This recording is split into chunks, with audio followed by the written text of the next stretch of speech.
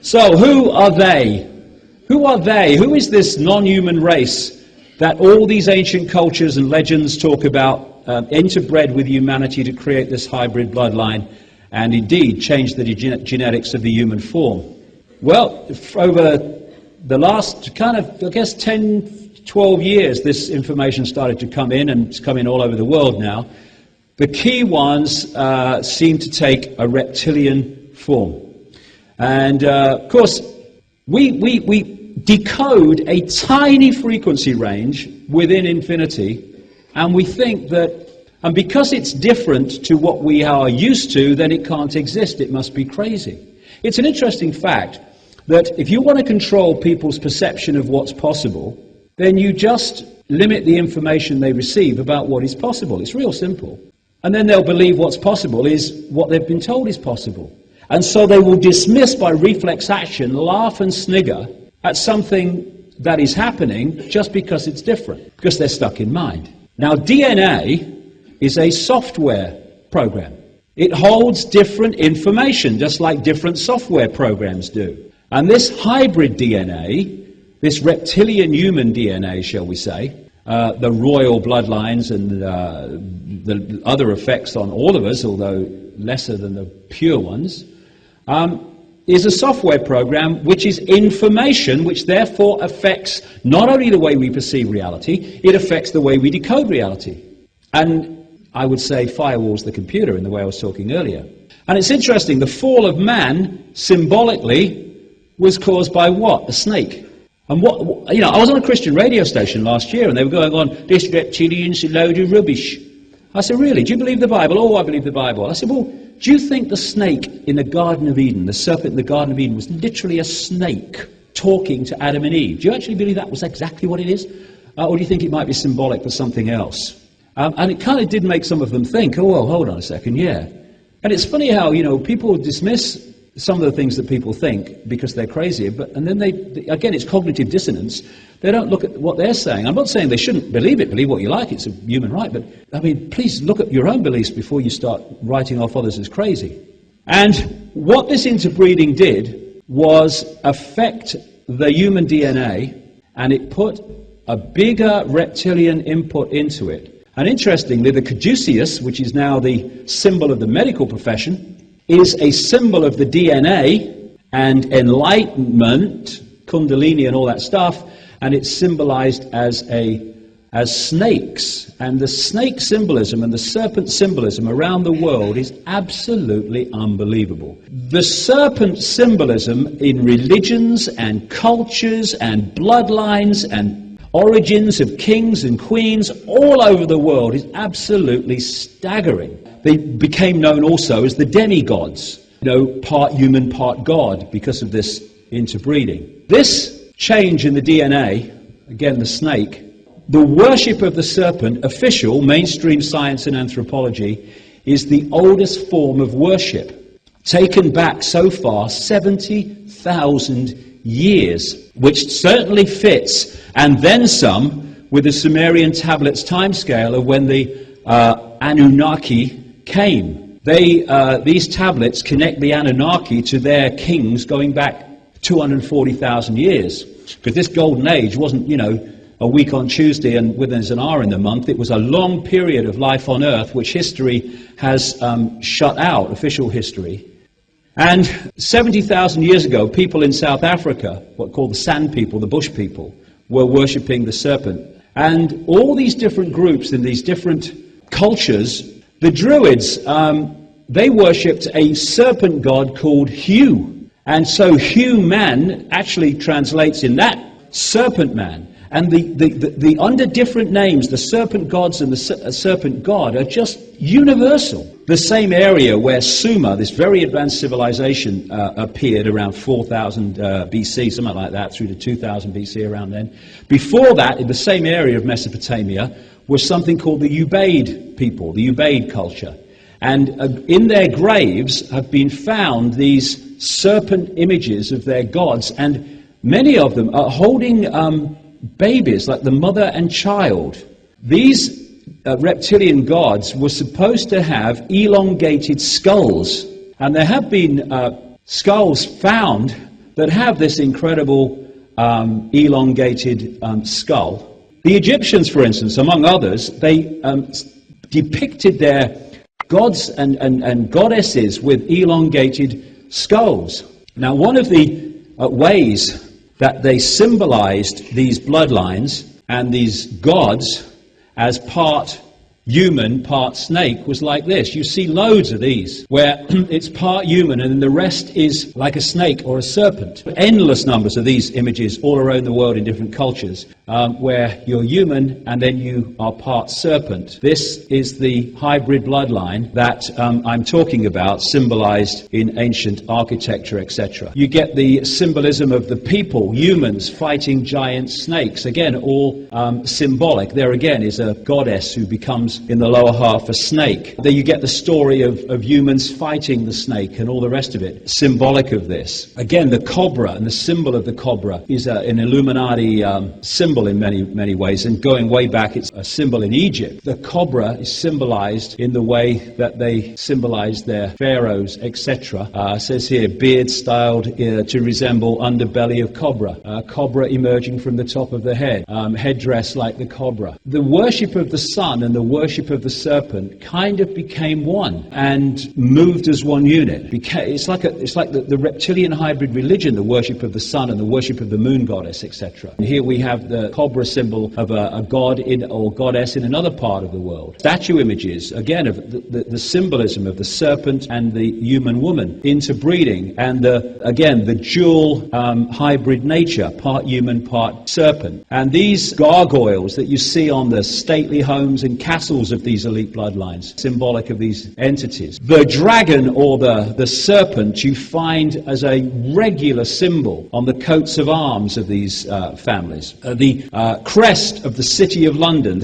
By City of London I mean the financial district of London, the original London. That is the two flying dragons holding the red cross on the white background, which is the shield of the Knights Templar secret society, which is massively part of this network of secret societies. When you go into the City of London, you pass these flying reptiles on both sides of the road holding those shields. At the point where the City of London meets something called the Temple, and it's called the Temple in London because it's named after the Knights Templar Temple, where those two very important areas of London meet in terms of global control and manipulation, you have this big reptile in the middle of the road at a place known as Temple Bar. The dragon and the serpent monster and all the rest of it is universal around the world. Of course, in the East, like in China and Japan, etc., it's the national symbol, the dragon. And the ancient Chinese emperors used to claim the right to be emperor because of their descendants from what they called the serpent gods. Messiah comes from Mesa, and Christ means anointed one. And the Mesa is the crocodile, the Nile crocodile, and they used to use the fat of the Nile crocodile to anoint people in ceremonies in Egypt. And that oil is still used, the symbolism of the oil. So much Middle Eastern and Israel symbolism and names and what have you when we crown the monarch of Britain. In the Bible, the Satan figure, whatever you want to call him, is described in dragon terms, and the great dragon was cast out, that old serpent called the devil and Satan, which deceiveth the whole world. He was cast out into the earth, and his angels were cast out with him. Now that great dragon, the druid god Yu, was known as the great dragon ruler of the world to the druids. The Chitahuri in South African legend are the children of the serpent or the children of the python. They are this hybrid bloodline, known as the Chitahuri in South Africa. And they mirrored what I was finding out all over the world. The development of people in Africa, African people, is this human woman and this clearly non-human entity with a big willy. Used to be golden until someone stole it and they couldn't afford to replace the gold, so a copper one was put in its place. Now that, from South Africa,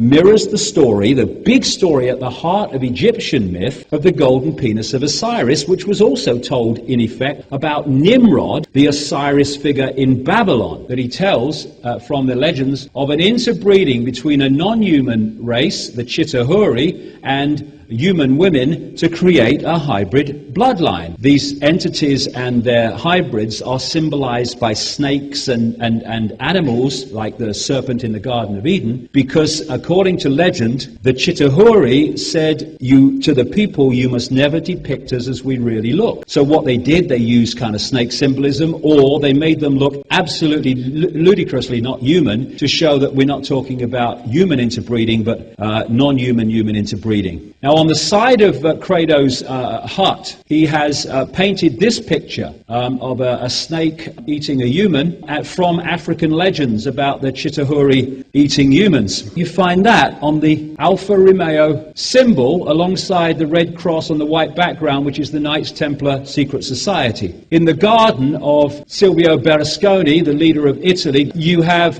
the same thing, of the snake eating a human. This is from ancient myth about the Chitahuri. Now, a lot of these fairy stories about frogs turning into princes and all that stuff are all linked to these kind of legends about this interbreeding and this hybrid race. And fine, this is a book in America for children. It's in the schools, and it's about shape-shifting reptilians between human and reptilian, which these bloodlines, in their purest form, mind, can do. And, throughout history and cultures all over the world, you see, not just reptilian, but in many different forms, you see the story of shape-shifting.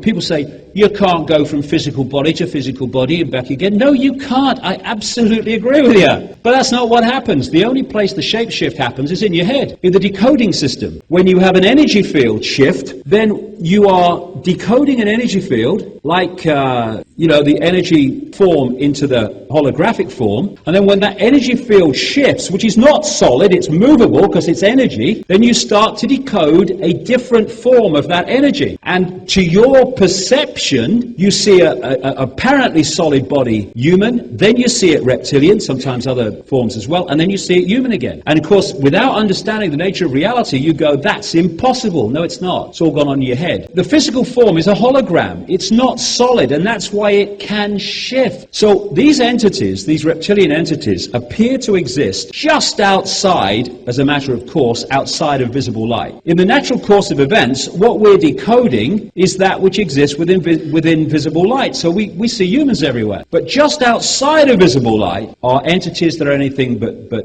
human. And this is where we see ghostly figures too. The reason a ghost looks ethereal rather than solid is it's not quite on the same frequency that we are. So when you get two radio stations that are not quite on the dial, you don't get sharp reception, you get what we call interference. This is a visual version of interference. And if we were on the same wavelength as the, quote, ghost, it would look as solid as you and me do. But because it's not, it looks ethereal.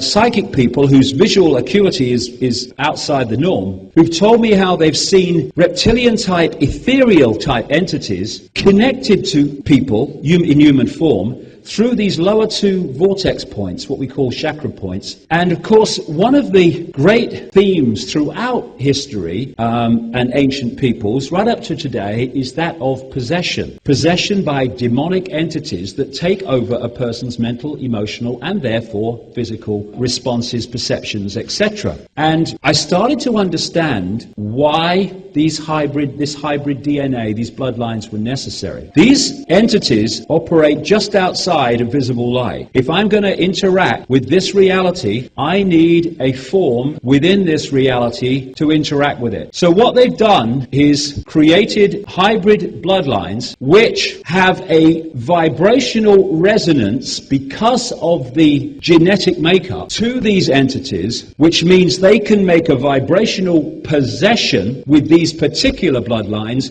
much more powerfully than they can with the general population, which all of us have tremendous reptilian genetics, I'll get to in a minute, but these bloodlines are, and then some. And so this seems to be the game. You use your secret society network to manipulate these hybrid bloodlines into power, and as they go into power, what's really going into power is the entity possessing the physical body. But because we're only decoding reality within the visible light spectrum, when we look at these people, we see physical bodies. We see human George Bush. We see human Queen of England. But if you could just tease out just beyond visible light, you would see overshadowing these people something very, very anything but human. And so these people that end up in these positions of power, or a lot of them anyway, are vehicles. And so these, what I call come and go politicians, who just come and go and all the rest of it, but all they are vehicles to allow these entities to manipulate this reality through their outer vehicle. So you have the politicians in the dark suits, then you have the shadow people, the advisors and all those people that have the real power in human form, and then you have behind them these entities that operate just outside of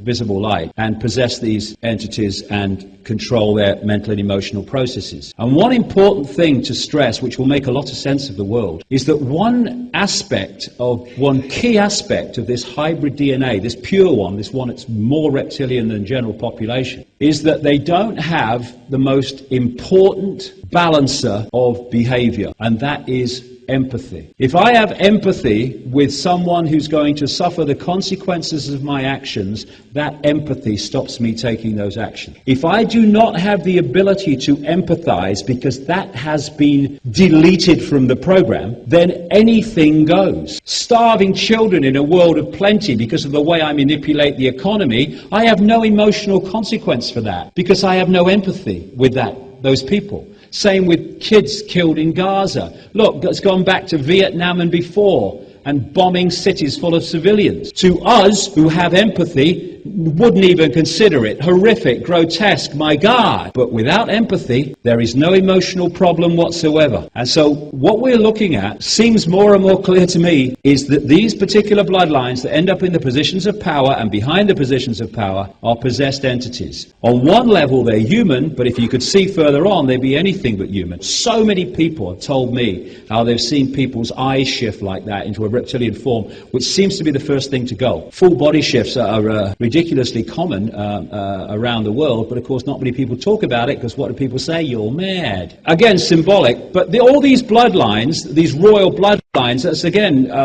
depiction of someone from royalty in the ancient world. It's like the serpent and royal bloodlines go hand in hand wherever you go. People who've worked with satanically abused people who've been put through satanic ritual and satanic abuse and ritual abuse, they draw reptilian eyes and reptilian people. Possession, and often possession by reptilian entities, goes way, way, way back. The DNA is a software program, and the idea is to hold that software program by only interbreeding with your own kind. This is where this obsession with elite bloodlines and royal and aristocratic bloodlines, and now the elite business and banking families, interbreeding with each other.